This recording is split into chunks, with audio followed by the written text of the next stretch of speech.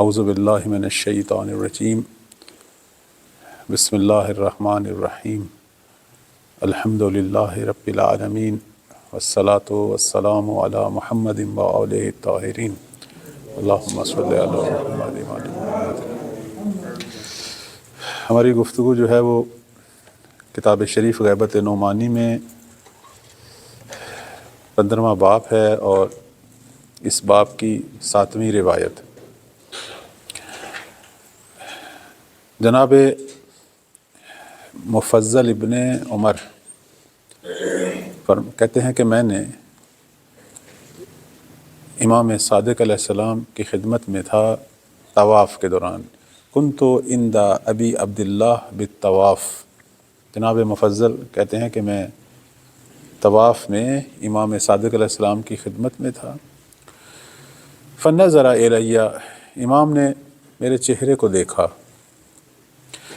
وقال علی، اور مجھے کہا، یا مفضل ما لی اراک محموما متغیر اللون، کیا ہے میں تمہیں جو ہے وہ بہت ہی غمگین دیکھ رہا ہوں، آپ کے چہرے کا رنگ جو ہے السلام علیکم، آپ کے چہرے کا رنگ جو ہے وہ تبدیل ہوا ہے، یعنی غم زدہ دیکھا امام نے جناب مفضل کو۔ قال فقلت له جعلت فداک، جناب مفضل کہتے ہیں کہ مولا آپ پر میری جان قربان ہو۔ نظری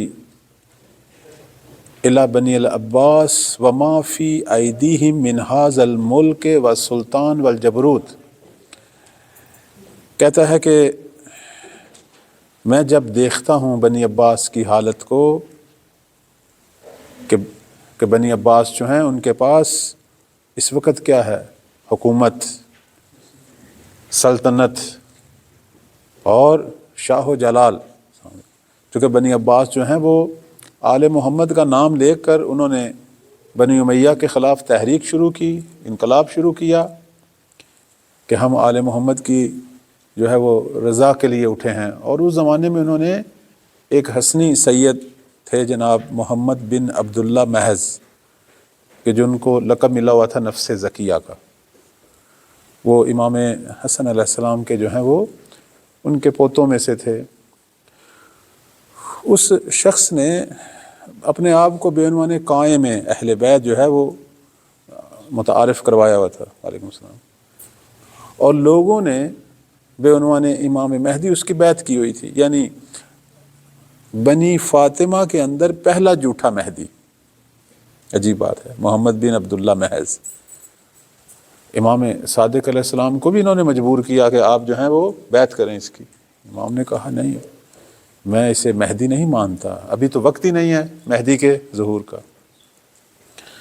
ویسے ٹھیک ہے ظالموں کے خلاف جو ہے وہ قیام ہونا چاہیے، لیکن اس انداز سے نہیں۔ تو اب بنی عباس نے سب نے جو ہے اسی کی بیعت کی، اور یہ جو محمد بن عبداللہ محض ہے یہ وہی فرقہ زیدیہ کا ہی تسلسل ہے۔ پہلے جناب زید تھے، پھر ان کے بعد یحییٰ بن زید، اس طرح جو قیام ہو رہے تھے اسی طرح کا ایک قیام ان کا تھا نفس زکیہ۔ اب یہ چیز آپ کے ذہن میں رہے کہ بنی عباس نے بنی فاطمہ کی بیعت کی اور آل محمد کی مظلومیت کے پیش نظر جو ہے وہ بنی امیہ کے خلاف تحریک چلائی، اور جب بنی امیہ کی حکومت گر گئی، خود قرار یہ تھا کہ حکومت یہ بنی فاطمہ کو دیتے، آل محمد کو دیتے، خود یہ حاکم بن بیٹھے، اور وہی مظالم جو بنی امیہ کر رہے تھے اس سے بدتر انہوں نے شروع کر دیے۔ تو ابھی اس چیز کو دیکھ کے جناب مفضل جو ہیں وہ کہتے ہیں کہ غمگین ہیں، کہتے ہیں نظری الی بنی العباس، میں جب بنی عباس کی حالت کو دیکھتا ہوں، وما فی ایدیہم من ھذا الملک والسلطان، یہ بادشاہی، یہ مملکت، یہ جاہ و جلال، جب ان کو دیکھتا ہوں تو میرے دل میں غم اٹھتا ہے۔ فلو کان ذالک لکم لکنا فیہ معکم، کاش یہ آپ کے لیے ہوتا، کاش آپ کے ہاتھ میں یہ ساری چیزیں ہوتی ہیں اور ہم آپ کی ہمراہی کرتے۔ اب جو ظلم ہو رہا ہے ہم شب و روز جو ہے وہ مثلا لوگوں کی خدمت کرتے۔ امام نے فرمایا فقال یا مفضل، اے مفضل، اما لو کان ذالک، اگر ایسا ہوتا، اگر ہمارے ہاتھ میں حکومت ہوتی، فرماتے ہیں اس وقت پھر ہماری حالت کیا ہونی تھی۔ اب آپ دیکھیں آل محمد کے ہاتھ میں جب حکومت آئے گی تو پھر کیسی آئے گی۔ فرماتے ہیں کہ سیاست اللیل، راتوں کو ہم نے مشورے کرنے تھے، وصباحت النہار، دنوں کو ہم نے لوگوں کی خدمت کرنی تھی، وَأَكْلُ الْجَشَبِ، ہمارے کھانے جو ہے وہ اس طرح کے لذیذ کھانے نہیں ہونے تھے، چونکہ پھر بیت المال جو ہے وہ لوگوں کی خدمت کے لیے صرف ہونا تھا۔ کھانے ناگوار، لبس الخشن، لباس سخت لباس، نہ کہ ایسے نرم و نازک لباس۔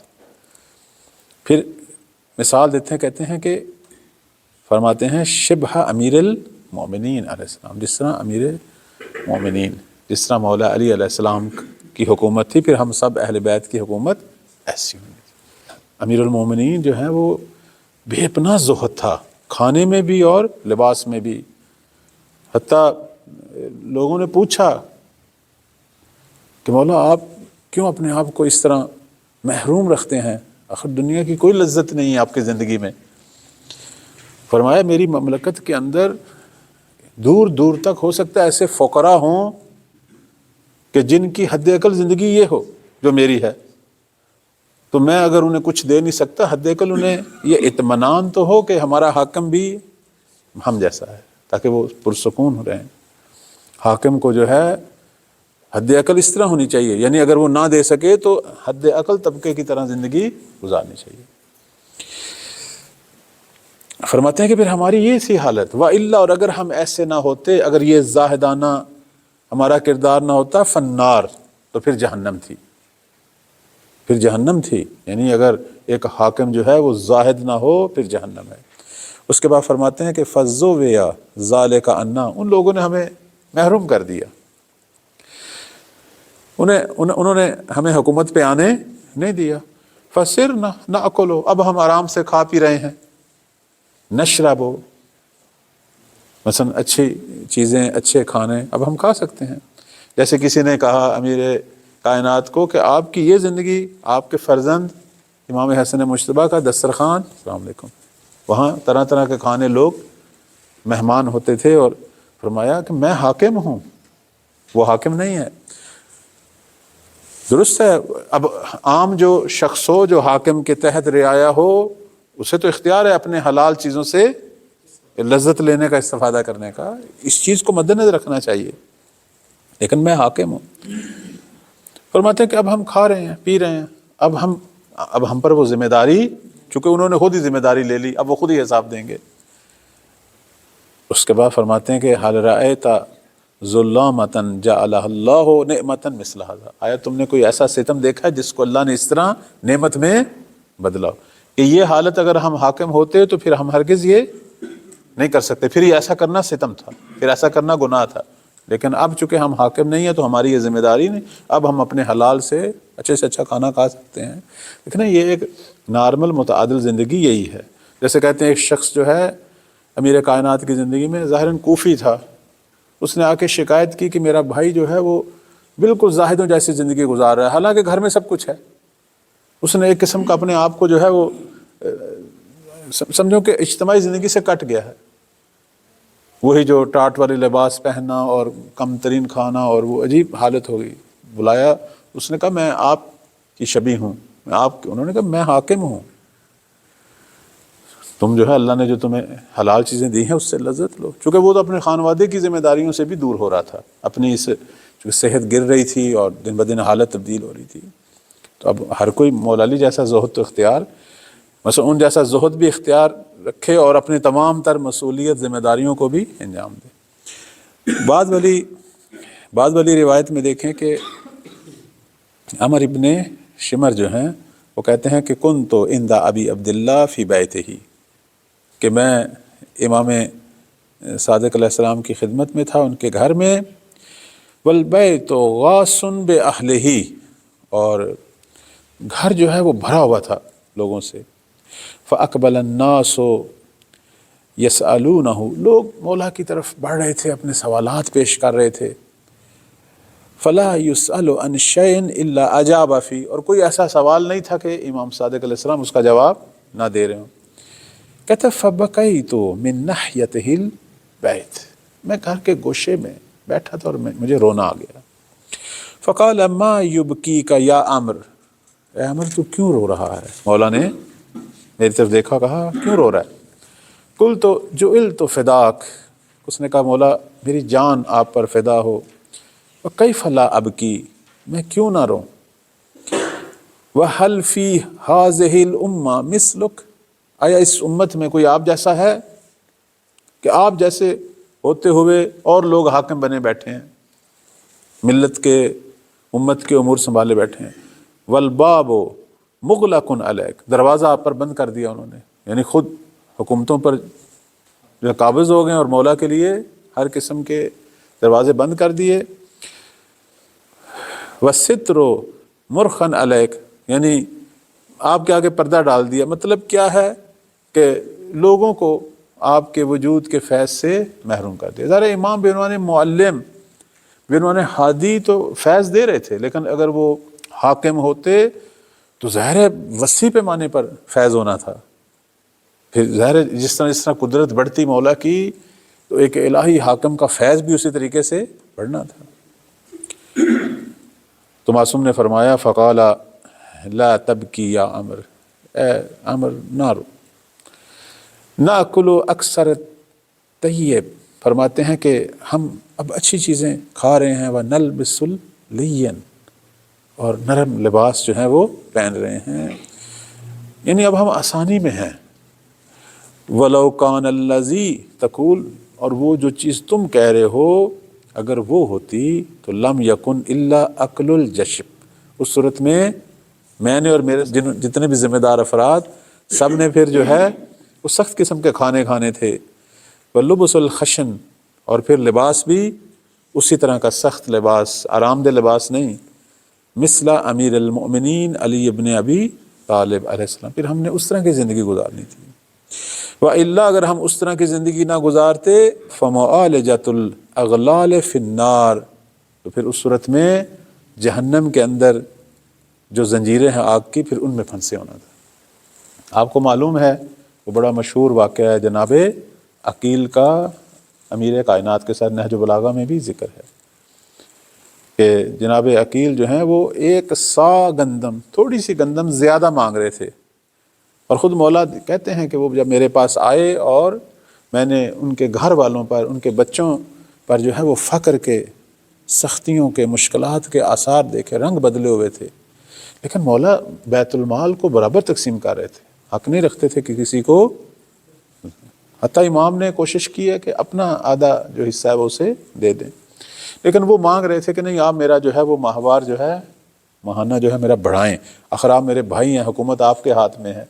وہ سمجھ رہے تھے کہ جس طرح باقی دنیا کے حاکم جو ہیں جو مرضی کریں، تو تھوڑا سا مال مجھے کیوں نہیں دے سکتے، ان کی توقع یہ تھی۔ تو امام نے جو ہے پھر اس رات جو ہے رات کو بلایا، اور وہ ایک سلاخ جو ہے گرم کی آگ میں اور اس کے قریب کی، جب اس نے کہا لو، جب چونکہ نابینا تھے انہوں نے ہاتھ بڑھایا، انہوں نے سمجھا کہ شاید کوئی چیز ہے، کوئی مال ہے، جب ہاتھ لگا تو چیخ پڑے، تو فرمایا تو دنیا کی آگ کی تلخی برداشت نہیں کر رہا، تو کل روز قیامت جب خدائے جبار جہنم کی آگ کو بھڑکائے ہوگا، تو اس وقت پھر ہم کیسے سامنا کریں گے؟ تو مجھے بے انصافی پہ مجبور کر رہا ہے، چونکہ تو میرا بھائی اور میں جو ہے وہ تجھے باقی لوگوں کی نسبت زیادہ دوں۔ خود جب یہ امیر شام کے پاس گئے تھے، اس نے کافی مال دیا ان کو، جناب عقیل کو، اور کہا مجھے وہ واقعہ سناؤ آگ والا۔ اس وقت جناب عقیل نے جو واقعہ سنایا اس میں جہنم کی زنجیروں کا ذکر کیا کہ میرے بھائی نے مجھے کہا تھا کہ اگر میں تجھے عام لوگوں سے بڑھ کر دوں گا تو پھر روز قیامت جو ہے وہ ہم جہنم کی زنجیروں میں جکڑے ہوں گے۔ تو عرض خدمت یہ ہے کہ ایک حاکم کی ذمہ داری زیادہ ہے۔ لوگ سمجھتے ہیں کہ جب ہمارے پاس طاقت آتی ہے، قدرت آتی ہے، تو ہم شاید دنیاوی طور پر جو ہے وہ آسائش میں ہیں۔ جی ہاں، ہم یہ سمجھتے ہیں، لیکن اصل میں ہماری ذمہ داری بڑھ جاتی ہے، ہم پھنس جاتے ہیں، ہم اسے اپنے لیے نعمت سمجھ رہے ہوتے ہیں، لیکن وہ سب سے بڑی یوں سمجھو کہ ایک سخت حالت ہے۔ وہ گویا پھنس گیا، اب اس کی ذمہ داری بڑھ گئی، اب اس سے حساب شدید ہوگا، کیونکہ اب صرف اس کا اپنا نہیں ہے، اس کے تحت جتنی رعایا ہے جہاں جہاں تک اس کی قوت اور طاقت ہے. لہٰذا اگر کوئی دنیاوی عہدہ ملتا ہے اسے اپنے لیے نعمت نہیں سمجھنی چاہیے، سمجھو کہ آزمائش ہے. اب میں پھنس گیا. حتیٰ مال، اگر ایک آدمی کو تھوڑا سا مال زیادہ مل جائے تو وہ اسے اپنے لیے ایک یہ نہ سمجھے کہ مجھے بہت کچھ مل گیا، خوش نہ ہو، بلکہ سمجھے میں پھنس گیا ہوں. اب اس کا حساب کیسے؟ مجھے یاد آ رہا ہے ایک بزرگ کا واقعہ، میں صرف اشارہ کروں گا. اب تو آپ دیکھتے ہیں نا کہ بہت سارے لوگ چاہتے ہیں کہ انہیں دیا جائے خمس، اور بالآخر اس کام کے لیے بہت سارے لوگ مامور ہوئے ہیں، اور ان کو نہیں پتا کہ یہ مال جو ہے، جو خمس اور زکوٰۃ یہ لوگوں سے ہم اکٹھا کرتے ہیں، اس کا ہمارے پاس جب آتا ہے تو اس کی ذمہ داری بھی ہے. اور پھر چونکہ وہ تو دینے والا تو بری ہو گیا، لیکن اب آپ پھنس گئے. اب آپ نے اس کے صحیح جو مصارف ہیں صحیح جگہ پر جب تک صرف نہیں کریں گے، اب پروردگار کی نگاہ ہے، فرشتوں کی نگاہ ہے، اب ذرہ ذرہ اس کا درست ہے. تمہارے پاس مال آ گیا، اب تم جو مرضی کرو، خدا روکتا نہیں ہے، دنیا دارالاختیار ہے، لیکن پھنس گیا انسان. اب اس کا ذرہ ذرہ اس لیے ہم کہتے ہیں کہ وجوہات خمس طلاب کو، علماء کو بھی کہتے ہیں کہ آپ اس کو لینے میں جو ہے وہ احتیاط کریں. یہ جو ایک رسم سے چلی ہوئی ہے وہاں جا کے حساب کر لیتے ہیں آدھے کا، یہ ٹھیک نہیں ہے. بھئی ضرورت ہے تو کوئی مسئلہ نہیں. ضرورت یعنی واقعاً ضرورت، نہ کہ اپنے لیے ضرورتیں گھڑ لوں، وہ تو ختم ہی نہیں ہوتی نا. میں ایک پرانے بزرگ کا واقعہ سنا رہا تھا، ہمارے پاکستان کے ایک بہت معزز شخصیت. کوئی شخص ان کے پیچھے گیا، وہ کئی جگہوں سے گزرتے ہوئے جا رہے تھے، مختلف شہروں سے، تو وہ بھی پیچھے پیچھے جا رہا تھا کہ تاکہ ان تک پہنچوں اور خمس ان کے حوالے کروں. اسے ان پر اعتماد تھا. تو مولانا صاحب نے بڑی یعنی مشکل سے لیا، نہیں لینا چاہتے تھے، یعنی پسند نہیں فرمایا. تو بعد وہ تو چلا گیا، تو انہوں نے کہا اب یہ اپنے حصے کی ساری ذمہ داری جو ہے وہ اب میں چونکہ اس کا حساب دوں گا. یعنی میرے اوپر ذمہ داریوں میں ایک بہت اور ذمہ داری کا کہ اب اس کا میں حساب. پرانے جو ہمارے فقہاء اور مجتہدین تھے وہ تو حتیٰ ہاتھ نہیں لگاتے تھے، طاقچے ہوتے تھے ان کے مخصوص، لوگ وہیں خمس رکھتے تھے، اور اگر کوئی ضرورت ہوتی تو اسے کہتے تھے اس میں سے اتنا، حتیٰ اسے ہاتھ بھی. یعنی یہ اموال جو ہیں، لوگوں کے اموال جو ہیں یہ بہت زیادہ. لیکن آج کل کچھ لوگ اتنی احتیاط نہیں کرتے. اس میں جو ہے وہ خوف خدا ہونا چاہیے. بالآخر ان کے جو صحیح مصارف ہیں وہاں تک یہ پہنچنا چاہیے. اپنے لیے تعویل نہیں کرنی چاہیے، اپنے لیے ضروریات. نیچے دیکھیں پتہ نہیں کتنے لوگ ہیں کہ جو حد عقل بیچاروں کے پاس بھی نہیں ہے، حتیٰ ایک وقت کا کھانا بھی نہیں ہے. ابھی آپ دیکھیں سیلاب کی وجہ سے جو حالات ہیں ہمارے ملک کے اندر، تو جو کچھ بھی اس طرح کا ہے وہ وہاں صرف ہو جن لوگوں کے پاس ابتدائی ضروریات کے لیے بھی نہیں ہے.